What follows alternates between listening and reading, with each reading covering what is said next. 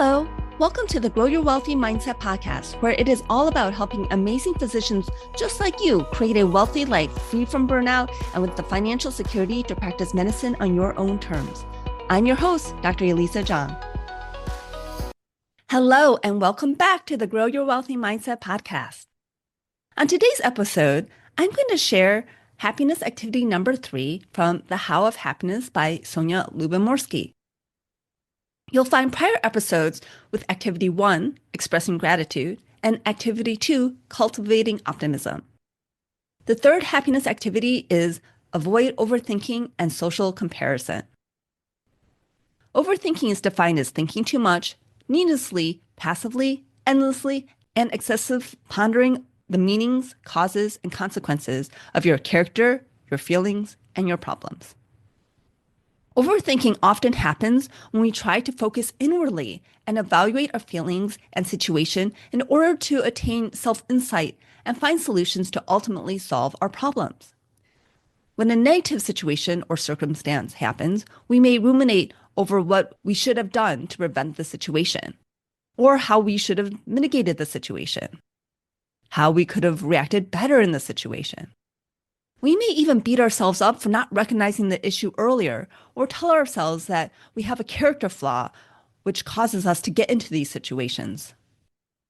However, studies show that while people think they may gain insight from these ruminations, this is generally not actually the case. What this type of overthinking causes is a distorted, pessimistic perspective. If you are someone who gets stuck in overthinking, and I certainly have issues with this, the first step is to recognize when you're overthinking and redirect negative thoughts to more neutral thoughts, or even optimistic ones if possible. To get out of overthinking, one strategy is to find a way to distract yourself by doing some activity to divert your attention away from overthinking. I have found that when I'm spiraling into overthinking with negative thoughts, sometimes the best thing for me to do is to go and work on something that requires a lot of attention. Whatever activity you select, it has to be engrossing enough to prevent you from going back to your ruminations. While reading can be engrossing, you can also find yourself rereading the same line again and again because you're still ruminating in your head. So it can help to do an activity that you really enjoy. Reading a fantasy novel, at least for me, is a better choice than a research paper if you're working to distract yourself. Generally, doing something you like to do is more likely to get you out of overthinking. You could try listening to an upbeat song you like, the kind that gets you singing along or dancing whenever you hear it. I like listening to podcast episodes, then I feel like I'm listening to someone talking to me. My favorite podcast to listen to is Freakonomics. It goes in depth on subjects, and I really have to pay attention in order to follow along, which prevents my thoughts from spiraling out and going back to ruminating. Another strategy is the stop technique. Think, say, or even shout, stop, or no, when you find yourself overthinking. Then really pull all your mental energy into something else. Maybe make a grocery store list, or think about everything you need to do to prepare for your next vacation, or even start doing math problems in your head. The third strategy offered comes from Dear Abby. For people who are chronic overthinkers, you may decide to set aside 30 minutes every day to do nothing but ruminate. Anything outside those scheduled 30 minutes where you start to overthink, remind yourself that you can do that later during the time you schedule. Once you get to the scheduled time for overthinking, it often feels so unnatural at that moment, and the issues that you started overthinking before earlier in the day may not even seem that important at that time. A fourth strategy is to find a sympathetic person you can trust to talk about whatever you tend to overthink on.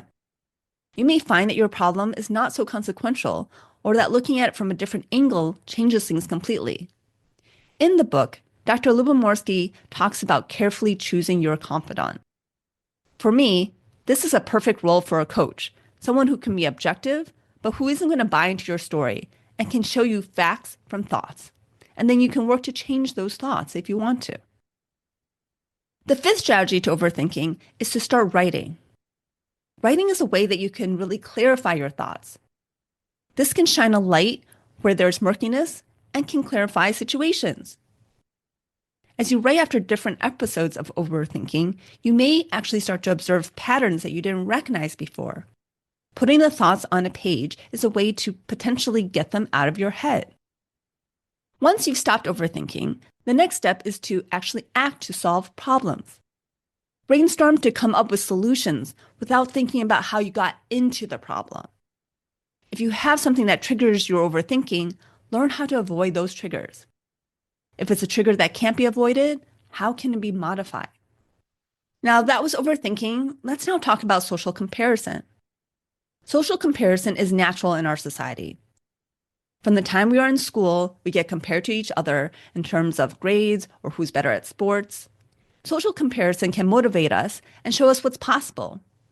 If she can do it, then I can do it. Other times, it can have the opposite effect. All these people have already achieved this and I still haven't managed after trying for years.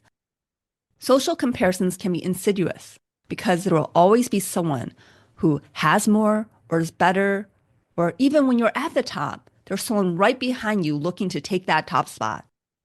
At the same time, there's always someone who has less, but we tend to compare ourselves to those who have things that we don't have instead of looking at people who have things less than we do.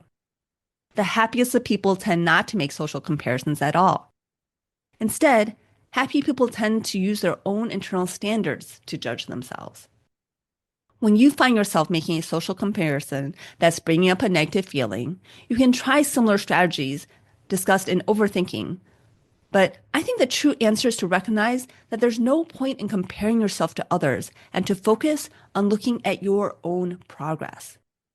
What you have now compared to the past. What growth or increased skill you've acquired. Whoever has more than you in one area likely has less of something that you may have more of. We are all individuals with our own strengths and weaknesses. We come from different backgrounds with different opportunities and different resources. Focusing on working with what we have and making the best of it is much better for our well-being than comparing ourselves to others. I hope you're enjoying these episodes on ways to increase happiness. Have you tried any of the exercises so far? Has it worked for you? If you want to make sure that you don't miss when the next happiness episode comes out, get on my email list. I'll send an email with the topic of each week's podcast episode so you don't miss the episodes that you are most interested in. You can sign up for my email list at my website, www.growyourwealthymindset.com. Thank you so much for being a listener of the Grow Your Wealthy Mindset podcast, and I'll be back next week with another episode. Have a great week. If you enjoyed this episode, I would love it if you could share it with your friends and colleagues. And now for the disclaimer.